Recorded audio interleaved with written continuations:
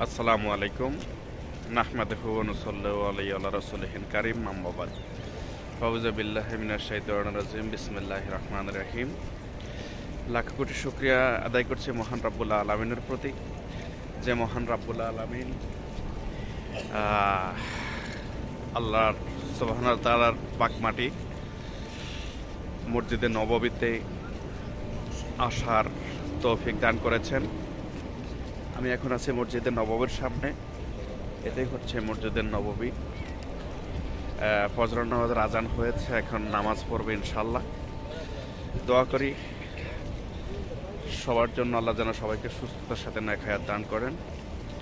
আমার জন্য সবাই দোয়া করবেন, আল্লাহ যেন আমাকে সব সময় সুস্থতার সাথে নেক হায়াত দান করেন। যতটা মুহূর্তে পৃথিবীতে বেঁচে থাকি যেন আল্লাহর সন্তুষ্টির জন্য বেঁচে থাকি, পরকালের সঞ্চয়ের জন্য বেঁচে থাকি। আল্লাহ যেন বাঁচিয়ে রাখেন। সবার সুস্বাস্থ্য কামনা করছি। আসসালামু আলাইকুম রহমতুল্লাহ বারাকাতুহু।